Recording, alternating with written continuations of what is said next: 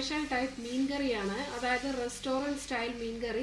ഈ മീൻ കറിയുടെ പ്രത്യേകത എന്ന് വെച്ചാൽ നമ്മൾ തക്കാളി ഇട്ടാണ് ഉണ്ടാക്കുന്നത്.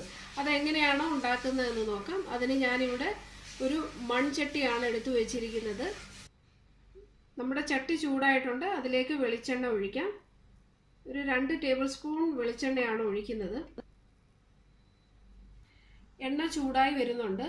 അതിലേക്ക് ഞാനിവിടെ എടുത്തു വെച്ചിരിക്കുന്നത് ഒരു ചെറിയ പീസ് ഇഞ്ചിയാണ്.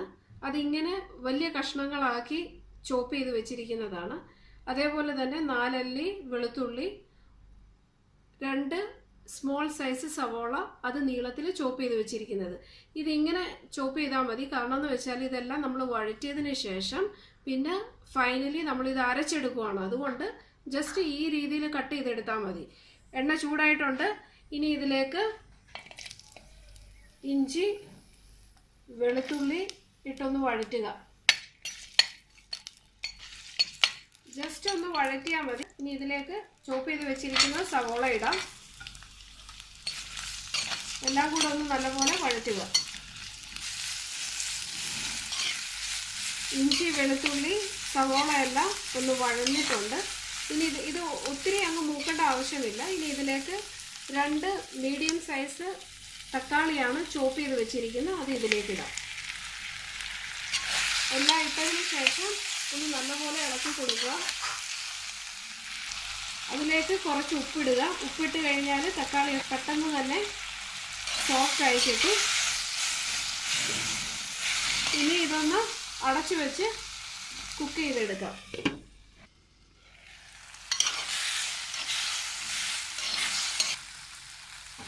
തക്കാളി 1/4 ഭാഗം വഴന്നിട്ടുണ്ട്.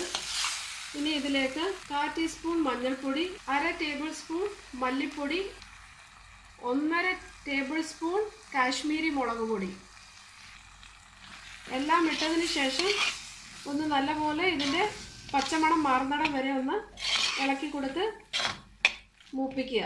ഇപ്പോൾ പച്ചമണം എല്ലാം മാറിയിട്ടുണ്ട്. ഗ്യാസ് ഓഫാക്കി ഇനി ഇത് തണുത്തതിന് ശേഷം അരച്ചെടുക്കണം. ഇതിപ്പോൾ ഈ ചേരുവകളെല്ലാം നമ്മൾ റെഡിയാക്കിയിരിക്കുന്നത് ഒരു 400 ഗ്രാം മീൻ കറി ഉണ്ടാക്കിയെടുക്കാൻ വേണ്ടിയിട്ടാണ്. ഇനി ഇത് തണുത്തതിന് ശേഷം ഒന്ന് അരച്ചെടുക്കാം.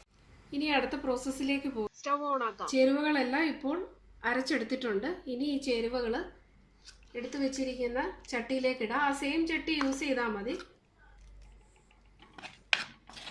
ഇനി ഇതിലേക്ക് ഞാൻ 1 ഗ്ലാസ് ചൂടുവെള്ളം ഒഴിക്കുകയാണ്. എല്ലാം കൂടെ നല്ലപോലെ ഒന്ന് മിക്സ് ആക്കി കൊടുക്കുക.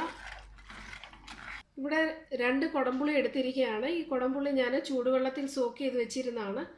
ഇനി ഇത് കഴുകി വൃത്തിയാക്കിയതിന് ശേഷമാണ് വെള്ളത്തിൽ സോക്ക് ചെയ്ത് വെക്കേണ്ടത്. ഇനി ഇതിലേക്ക് ഒഴിക്കാം. എല്ലാം നല്ലപോലെ ഒന്ന് മിക്സ് ആക്കുക. ഇതിലേക്ക് 1/2 ടേബിൾ സ്പൂൺ ഗരം മസാല പൊടി ഇടാം. ഇട്ടതിന് ശേഷം ഒന്ന് ഇളക്കി കൊടുക്കുക. അടച്ചു വെച്ച് തിളപ്പിക്കുക.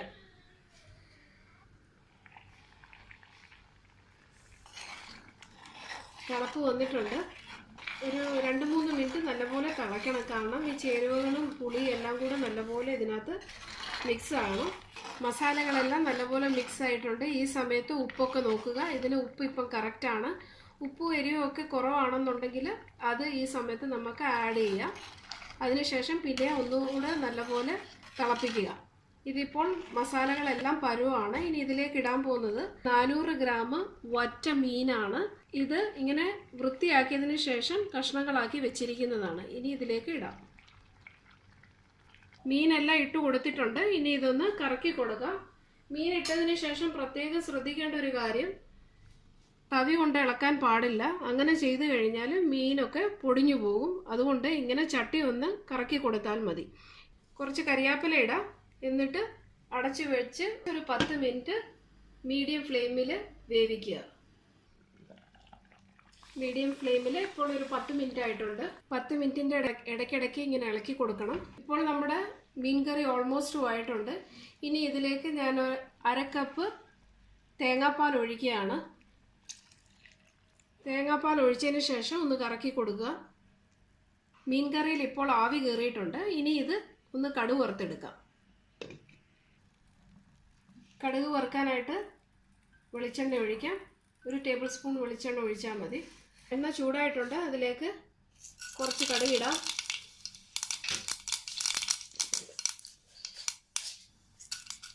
ഉലുവ 1/4 ടീസ്പൂൺ.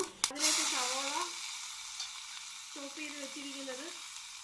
കൊച്ചുള്ളി ആയാലും നല്ലതായിരിക്കും. എൻ്റെ കയ്യിൽ കൊച്ചുള്ളി ഇല്ലായിരുന്നു, അതുകൊണ്ടാണ് സവോള ഇട്ടിരിക്കുന്നത്. കറിവേപ്പില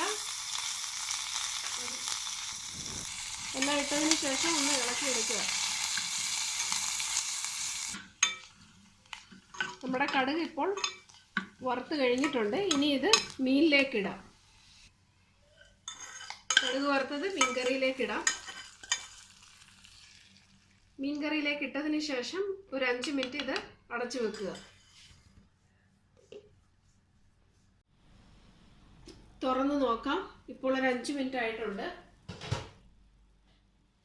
നമ്മുടെ റെസ്റ്റോറൻറ്റ് സ്റ്റൈല് മീൻകറി റെഡി ആയിട്ടുണ്ട്. ഇനി ഇത് സെർവിങ് ബൗളിലേക്ക് മാറ്റാം. വളരെ ടേസ്റ്റി ആയിട്ടുള്ള മീൻകറി ഇപ്പോൾ റെഡി ആയിട്ടുണ്ട്. എല്ലാവരും തന്നെ ട്രൈ ചെയ്യുക. നിങ്ങളുടെ അഭിപ്രായങ്ങൾ കമൻറ്റ് ബോക്സിൽ ഇടാൻ മറക്കരുത്. ഷെയർ ആൻഡ് സബ്സ്ക്രൈബ് ചെയ്യാനും കൂടി മറക്കരുത്. So thank you for watching.